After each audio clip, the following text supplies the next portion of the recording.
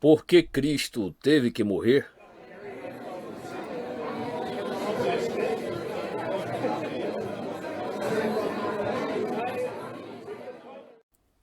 E, correndo Filipe, ouviu que lia o profeta Isaías, e disse: Entendes tu o que leis? Atos 8, verso 30. Já estivemos considerando juntos as dificuldades nas quais muitos entram acerca da morte do nosso Senhor na cruz. Vimos que eles não a entendem porque não a encaram, não a examinam, sempre a idealizam. Fazem justamente aquilo que o apóstolo Paulo diz que não se deve fazer, porque Cristo enviou-me para evangelizar, não em sabedoria de palavras, para que a morte de Cristo não se faça vã. 1 Coríntios 1, verso 17. Muitos fazem da morte na cruz algo belo e maravilhoso, mas não é. A cruz é ofensiva, é pedra de tropeço. E é isso que sobressai na profecia de Isaías, que vimos estudando juntos, o sofrimento terrível. O parecer desfigurado, Isaías 52, 14. A cruz é feia, é horrorosa. Notemos como a morte do nosso Senhor na cruz é profetizada amplamente ali em Isaías, e como, quando vocês leem os últimos capítulos dos evangelhos, vocês veem essa profecia cumprida em detalhe, a agonia do nosso Senhor, a agonia no jardim, a agonia na cruz, o sofrimento, a intensidade. Bem, tudo isso nos mostra, desde logo, que nenhuma explicação superficial da cruz é adequada. Há um grande mistério aqui. Por que ele teve que sofrer coisas tão terríveis? Por que, torna a perguntar, o grito de desamparo na cruz? Deus meu, por que me desamparaste? Marcos 15, verso 34. Isso faz parecer inferior aos mártires, não faz? Sim, mas logo se vê que isso faz parte do sofrimento, faz parte da mensagem da cruz. Há algo profundo aqui, algo desesperador, algo que exige aquele brado. Bem, essa é a verdade à qual dirigimos a nossa atenção nesta noite. Na ocasião anterior eu disse que, obviamente, a cruz aconteceu porque tinha que acontecer. Deus nunca a teria permitido se fosse possível seguir ou efetuar outro meio de salvar a humanidade. Portanto, a pergunta é: por que teve que acontecer a morte de Cristo na cruz? Ora, as pessoas entram em dificuldade porque não entendem a resposta a essa pergunta. Mas está tudo aqui, em Isaías capítulo 53. O eunuco etíope já estava lendo a explanação, embora sem entendê-la. Vocês a entendem? Sabem por que o Filho de Deus teve que morrer daquela maneira terrível? Não era o pálido Galileu, que vocês imaginam, nem o seu esteta, nem o seu artista. Não, não. Em toda a sua vida, ele foi um homem de dores e experimentado nos trabalhos. Por que foi assim? Bem, a resposta está aqui em Isaías capítulo 53. Outra maneira pela qual posso expressar o ponto em foco é esta: a resposta está na própria cruz. Mas o problema é que falamos sobre a cruz em vez de ouvi-la. A cruz fala. Certamente vocês se lembram de que o autor da Epístola aos Hebreus refere-se ao sangue que fala coisas melhores do que o de Abel. Hebreus 12, 24. Há uma mensagem vinda da cruz, e a escutaríamos se tão somente prestássemos atenção. Mas para isso não devemos buscar algo belo que podemos admirar e imitar. Temos que reconhecer que esta mensagem é única, que ela permanece exclusivamente só. Então, qual é o sentido da cruz? Porque o nosso Senhor teve que morrer dessa maneira? A primeira explicação do motivo pelo qual o nosso Senhor teve que suportar e sofrer tudo o que teve que suportar e sofrer é o estado e condição do homem por natureza. Eis como começar a entender isso. Ele era inocente e, contudo, sofreu, e sofreu por nossa causa. Ele foi ferido por nossas transgressões, foi moído por nossas iniquidades. O castigo que nos traz a paz estava sobre ele. Isaías 53, verso 5. Quero então apresentar-lhe isto a cada um de vocês.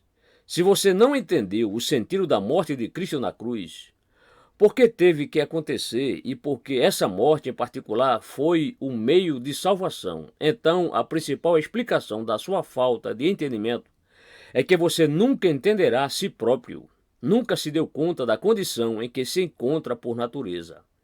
Esta sempre é a primeira dificuldade. Existem muitos meios pelos quais eu lhes poderia mostrar a sua verdadeira condição. Se lhe parece bem, a tendência moderna de partir do Novo Testamento e de não ter interesse pelo Velho Testamento. E no momento em que você faz isso, já está errado. O Velho Testamento é uma introdução do Novo. Há um sentido em que não se pode entender a vida e a morte do nosso Senhor senão à luz do Velho Testamento. Sem dúvida, foi justamente isso que Filipe disse a este eunuco etíope.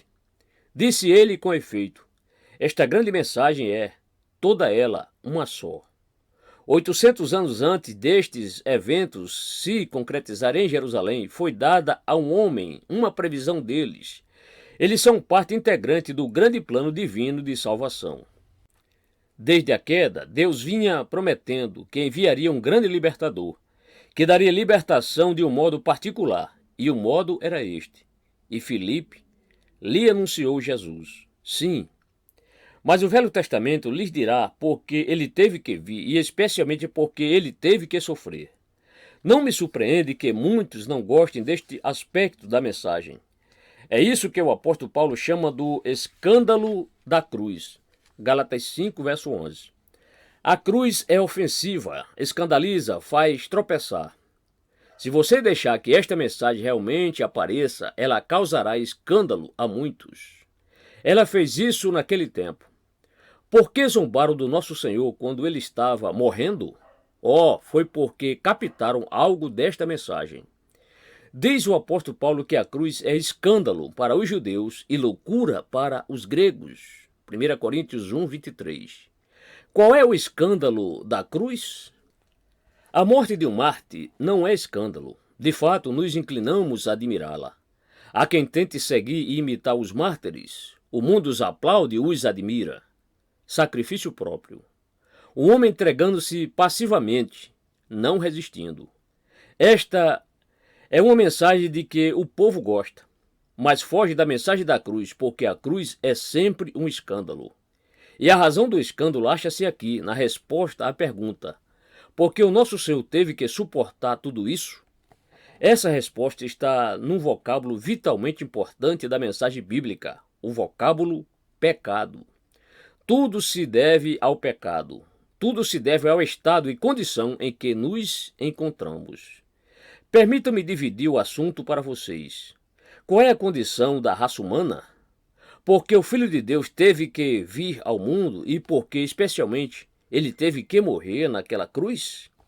A primeira resposta é que os homens e as mulheres são culpados diante de Deus. Bem, aqui está o começo, aqui está a lei, por assim dizer. Mas as pessoas, em geral, não gostam da lei, querem amor, dizem elas, querem uma mensagem positiva.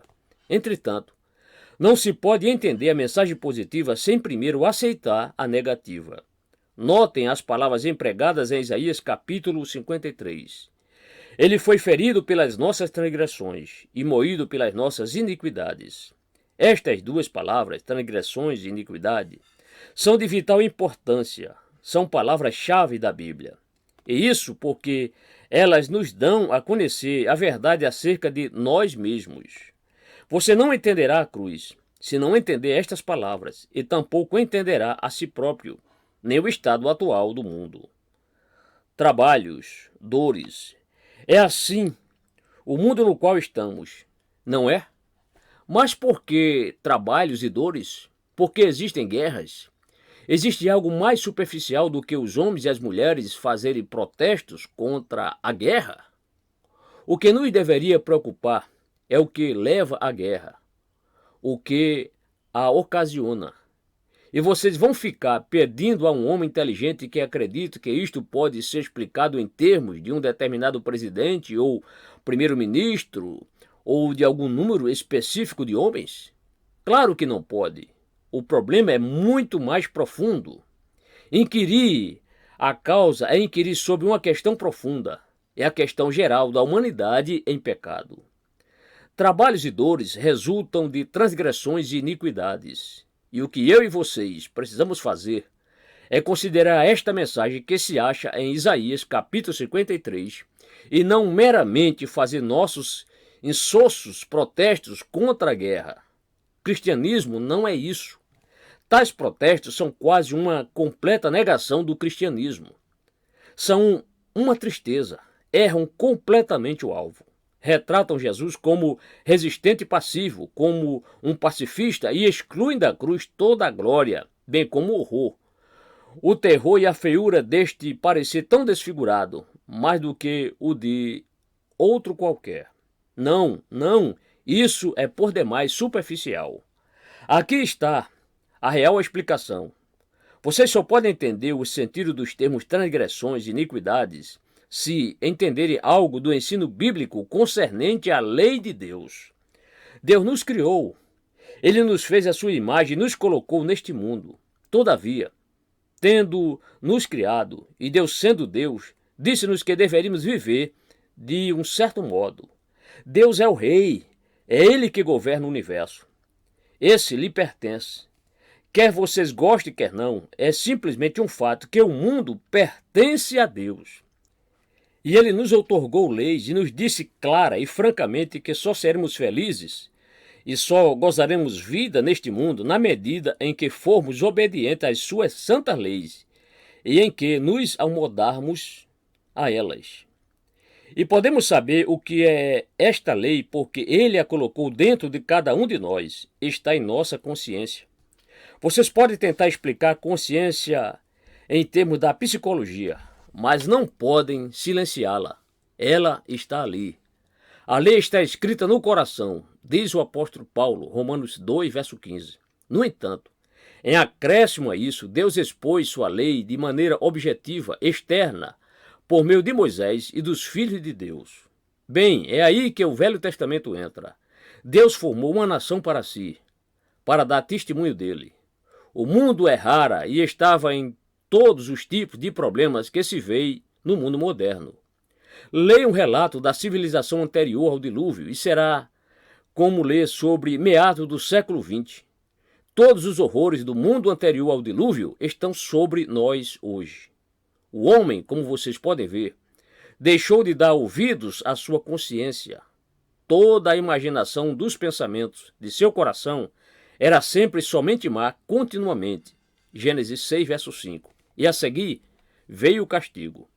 Então, depois disso, Deus se apoderou de um homem chamado Abraão, tirou-o do paganismo e fez dele uma nação. Para quê? Em grande parte para falar à humanidade. Ele formou essa nação para ensiná-la. Deu-lhe, como Paulo lembra a Romanos, as palavras de Deus. 3, verso 2. Já passamos por esse ponto no capítulo 7 do livro de Atos dos Apóstolos. Estevão, em sua grande autodefesa diante do Sinédrio, desenvolveu este assunto de forma bastante pormenorizada, como certamente vocês recordam. Refresquem sua memória relendo o capítulo 7 do livro de Atos. Deus fez isso para que as suas leis ficassem perfeitamente límpidas e claras. Por conseguinte, se não damos atenção à nossa consciência, temos os 10 mandamentos. Ali estão eles, nas 2 tábuas da lei, o homem em relação com Deus e o homem em suas relações com os seus semelhantes.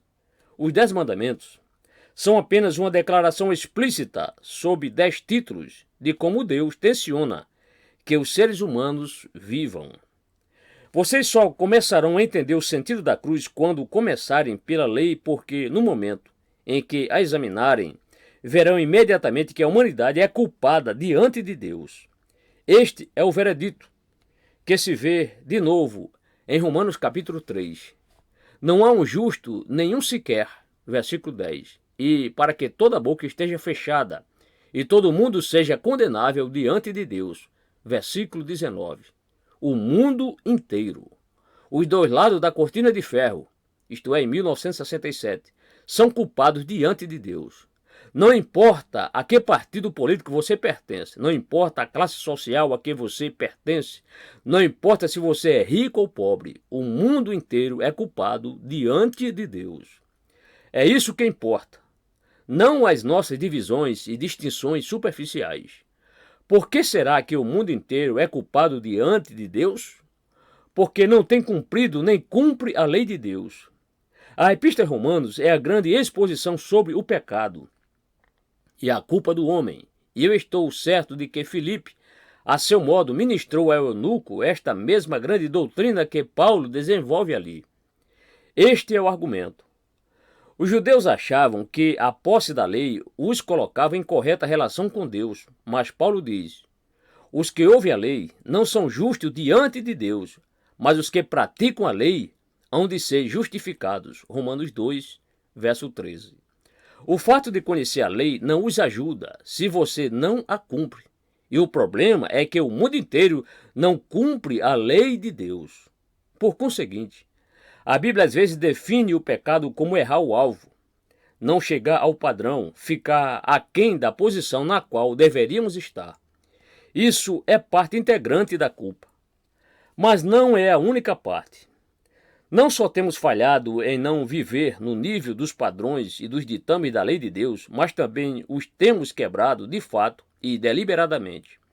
Esse é o sentido de transgressão, deliberada burla ou quebra da lei, agir deliberadamente de maneira injusta ou incorreta. Aí está a exposição da lei. Nós a transgredimos deliberadamente. Esta é outra fonte de culpa. Mas a causa mais terrível de culpa é que, ao fazermos tudo isso, estamos apenas manifestando a nossa rebelião contra Deus. Bem, aqui está a razão pela qual o mundo está como está esta noite. A inclinação da carne é inimizade contra Deus, pois não é sujeita à lei de Deus, nem em verdade o pode ser. Romanos 8, verso 7. Todos nós seguimos os nossos próprios caminhos, diz a profecia, aqui em Isaías capítulo 53.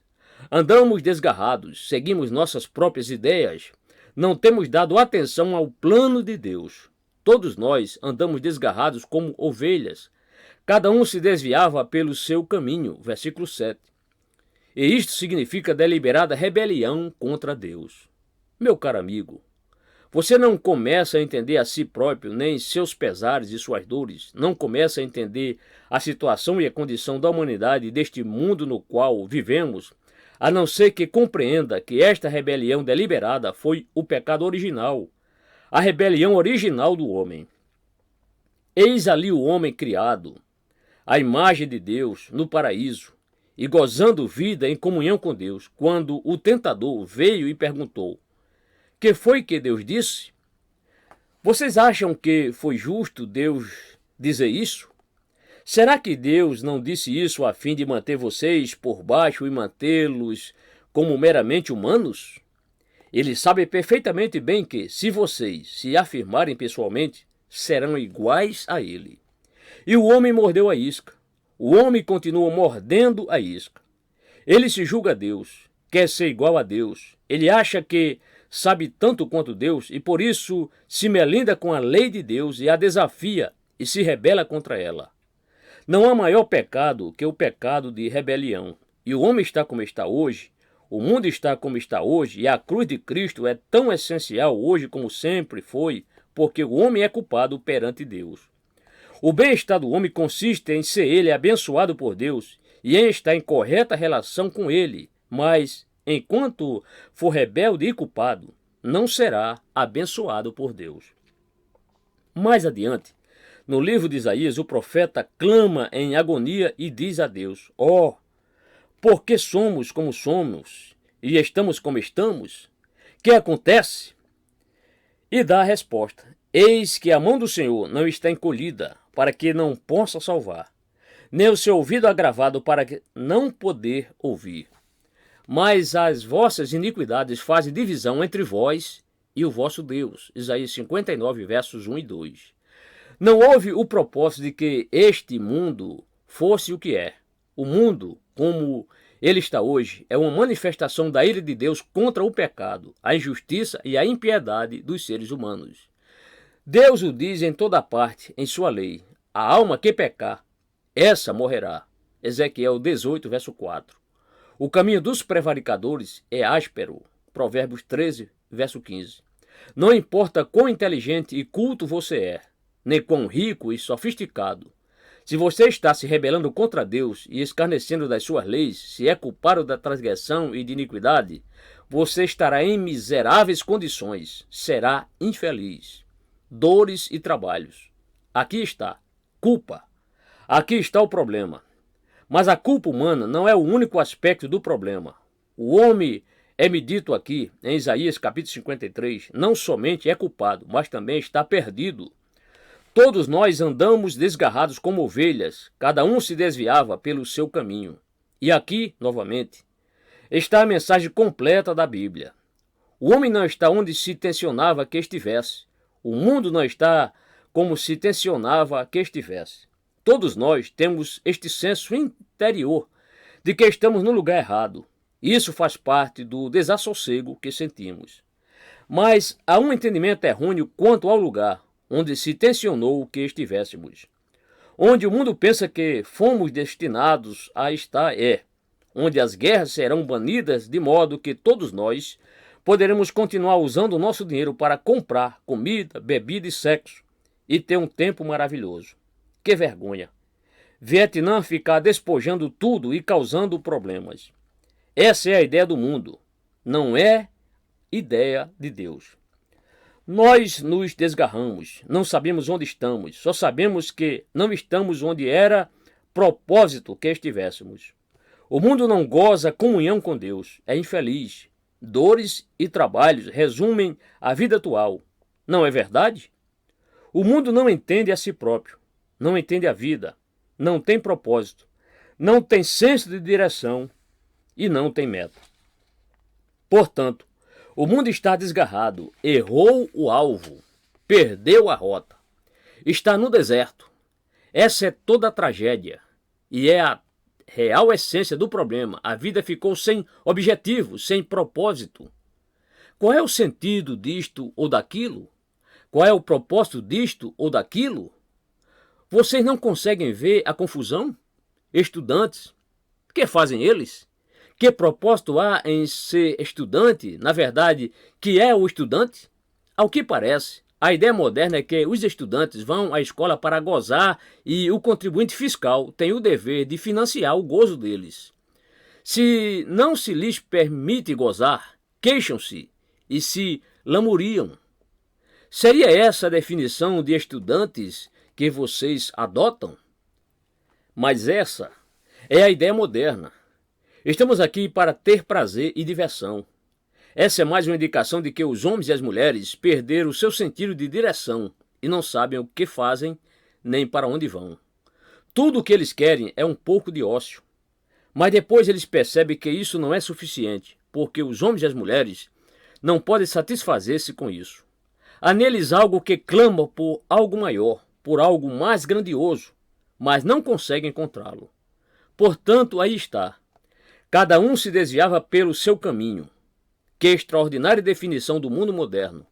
É como ovelhas desgarradas. Vocês enxergam a figura? Vocês sabem alguma coisa sobre as ovelhas?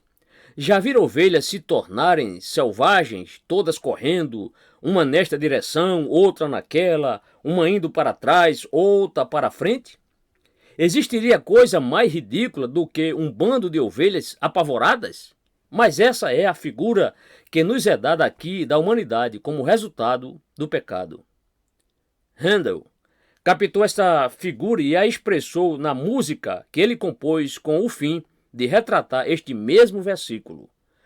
Pode-se ver na música o tolo cabecear das ovelhas correndo para cá e para lá, sem nenhum propósito, sem nenhuma direção, sem nenhum plano, em completa confusão. Mas o mundo não é isso? O mundo está confuso, o mundo está atordoado. Mas cada pessoa tenta achar uma saída, cada qual procurando um meio de alívio. Aí está a humanidade com todo o seu saber e sofisticação, mas sem nenhuma direção, nenhuma resposta, nenhuma solução. Do que é que estou falando? Estou falando das religiões falsas. Estou falando das filosofias e das seitas. Estou falando de todos os argumentos humanos e de todas as ideias humanas. Tudo isto, outro diz exatamente o contrário. E aí estão os homens e as mulheres completamente aturdidos e caindo na bebida e nas drogas. Não aguentam mais, ninguém entende. Nada tem sentido. A vida é uma história contada por um idiota, cheia de sons e de fúria, sem nenhum sentido. Shakespeare, Macbeth.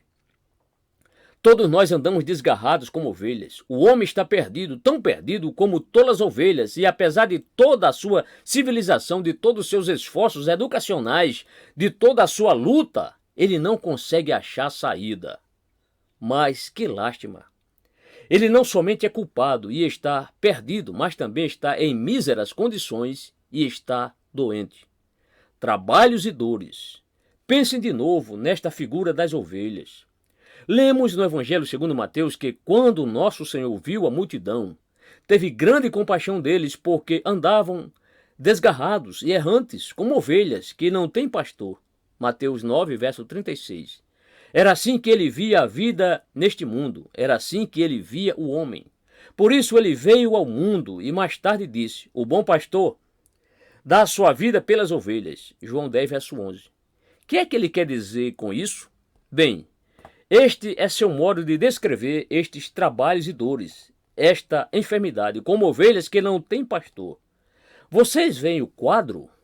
As ovelhas ficam em absoluto desespero quando não têm pastor. Isso faz parte da sua loucura.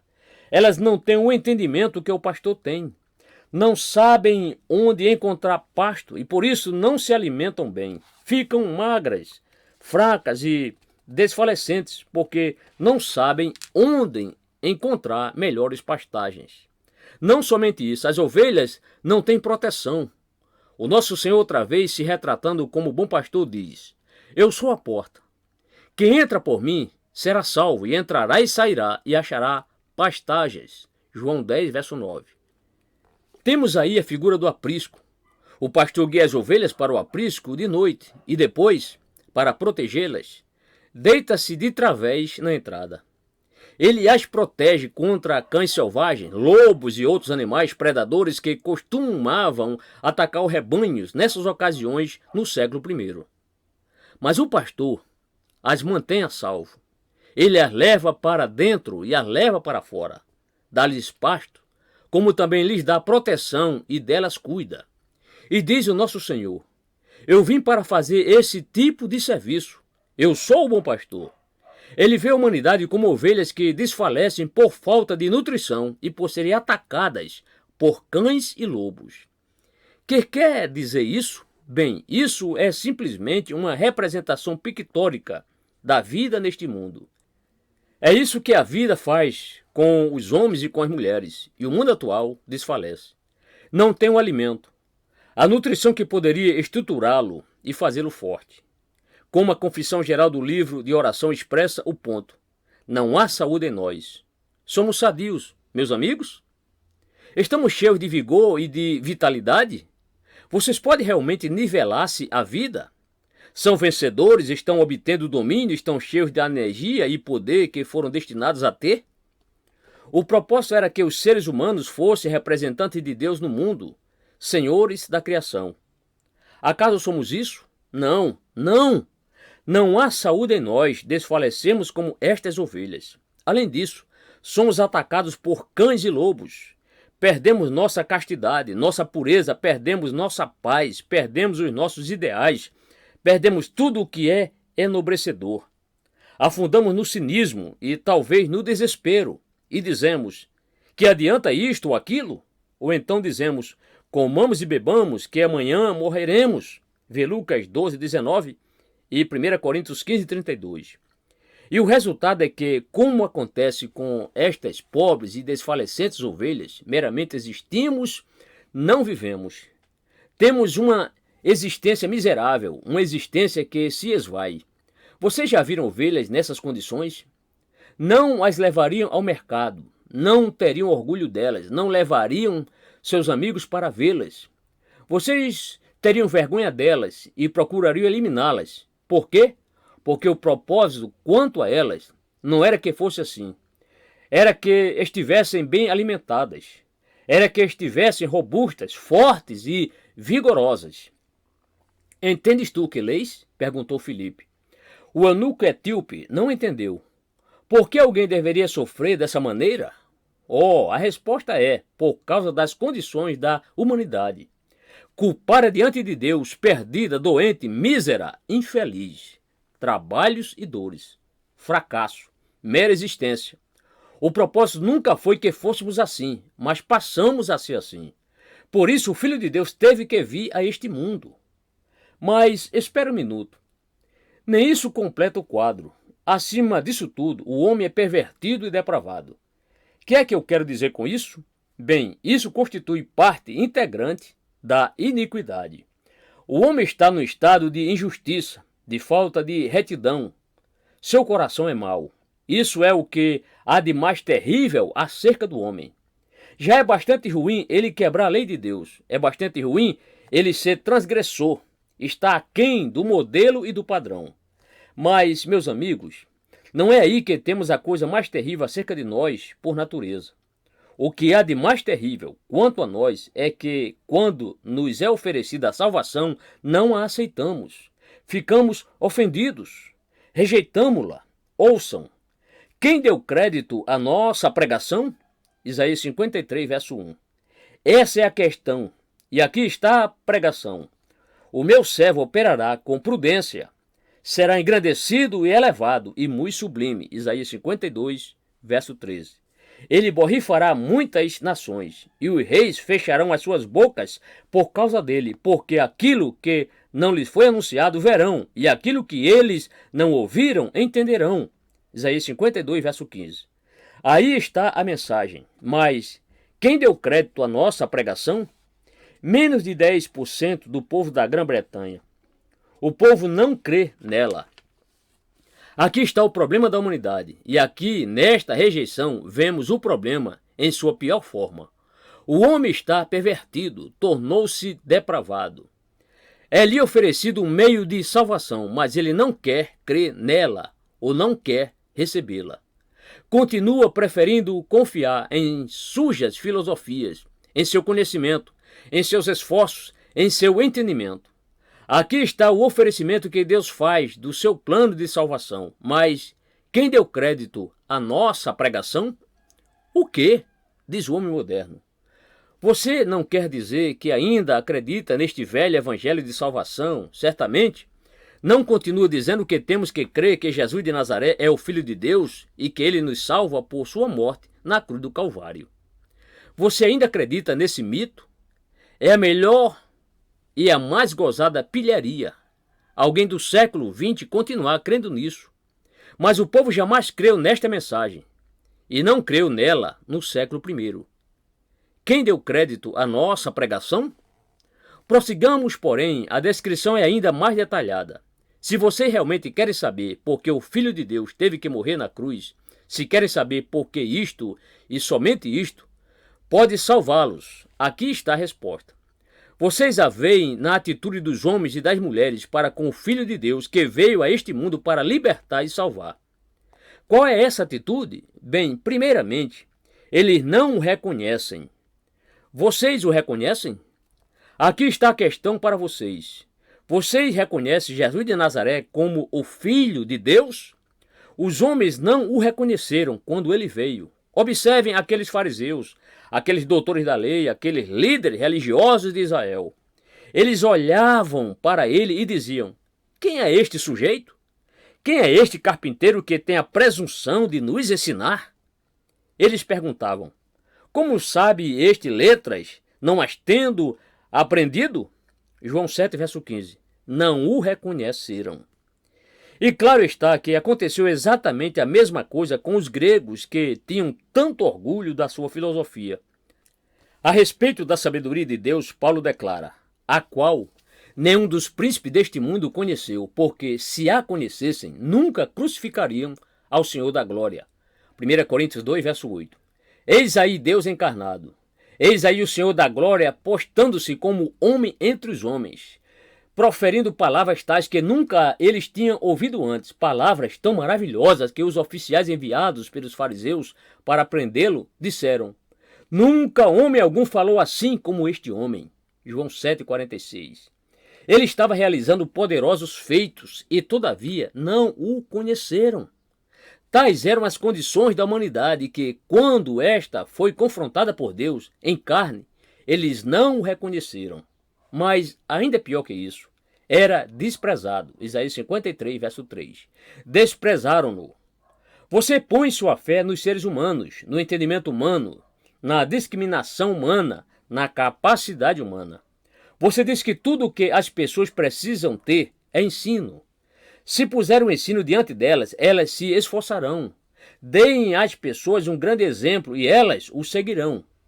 Mas isso foi tentado. O Filho de Deus esteve aqui e o desprezaram. Era desprezado e o mais indigno entre os homens. Aí está o que você precisa entender e explicar a si próprio. O mundo preferiu um ladrão ao Filho de Deus. Pilatos, ciente da justiça e equidade romana, não quis condenar Jesus à morte. Sua esposa tivera um sonho e o advertira, e ele, não sabendo muito bem o que estava fazendo, tinha tentado salvar o nosso Senhor da crucificação. Mas eles gritaram: fora daqui com este, e solta-nos Barrabás. Lucas 23, 18. Este, o Filho de Deus, o Salvador do mundo. Este homem não, eles disseram. Ele é desprezado e rejeitado pelos homens, e se você não crê nele, você o está rejeitando, rejeitando sua pessoa, rejeitando sua morte na cruz. Aí está a condição da humanidade. Aí está o problema. Foi isso que o mundo fez com ele. Os homens ridicularizaram-no, cuspiram nele, riram dele, zombaram dele, escarneceram do Filho de Deus, que estava levando sobre si os pecados deles. Isso me leva ao ponto final, que é o seguinte: o homem é completamente incapaz de salvar-se. A cruz comprova isso. Muitos dizem: o que queremos é ensino. Mas eu respondo: ensino vocês têm. A lei é o ensino de Deus. Vocês dizem: o que queremos é que nos mostrem o padrão. Queremos receber regras. Ensinem-nos a viver e o faremos. Os mandamentos.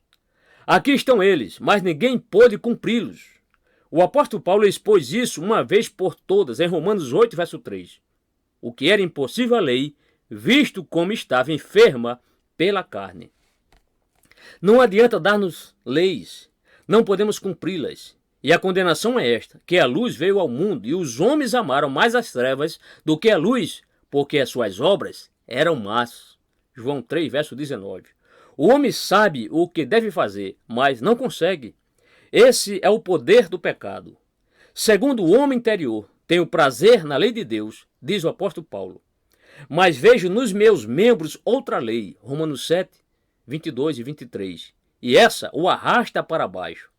Era mais poderosa que ele. Os impulsos, as cobiças, as paixões são estas coisas que nos fazem quebrar a lei de Deus e que nos impedem de cumpri-la. Sabemos de fato que os próprios judeus, a quem foi dada a lei de Deus, a entenderam de forma completamente errada. O apóstolo Paulo é bastante sincero para dizer-nos que ele próprio não a entendia. Houve tempo em que ele se considerava absolutamente perfeito quanto à lei. Praticamente, ele disse: eu pensava assim, mas naquele tempo eu não tinha visto o sentido desta pequena palavra cobiça. E quando vi o sentido desta palavra, soube que estava perdido. Romanos 7, versos 7 a 9.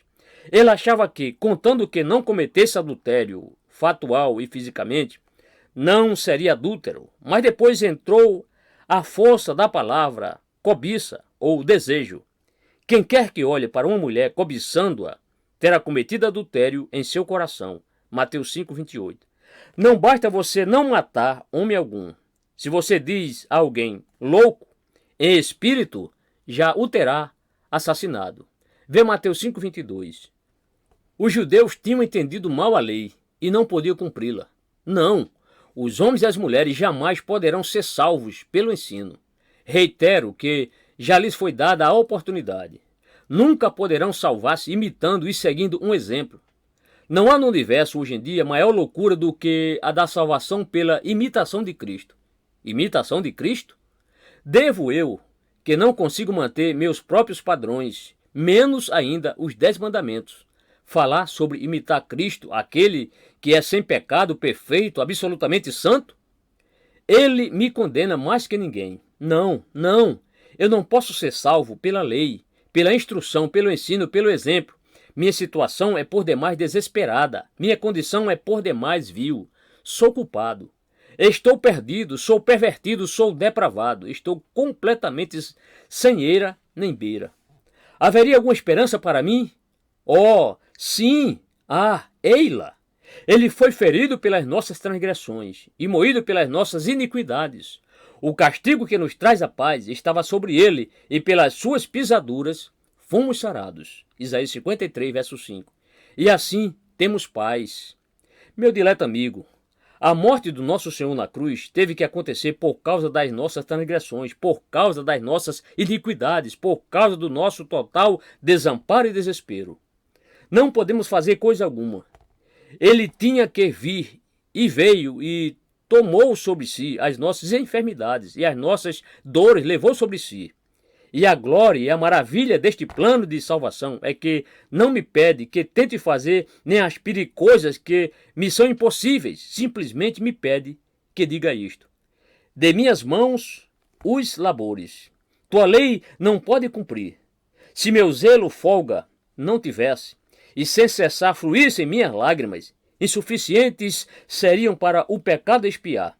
É preciso que me salves, e tu somente.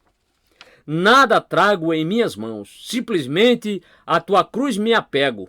Desnudo, de ti busco vestes. Em desamparo de ti procuro graça. Imundo, a fonte voando vou. Lava-me, Salvador, ou morro. Augustus Toplady. Torno a dizer que ele tinha que vir. Ele tinha que vir para levar sobre si a culpa e a punição dos nossos pecados, e ele o fez. Foi isso que Felipe disse ao eunuco etíope, e o homem enxergou. Disse ele: eu creio. Posso ser batizado? Pode. E ele foi batizado, e depois, jubiloso, continuou o seu caminho. E você continuará em seus fracassos, trabalhos, dores, iniquidades e transgressões, enquanto não crê de igual maneira no Senhor Jesus Cristo, e então serás salvo. Entendes tu o que leis? E você tem visto e entendido que foi morrendo na cruz por você que Jesus Cristo salva e o reconcilia com Deus?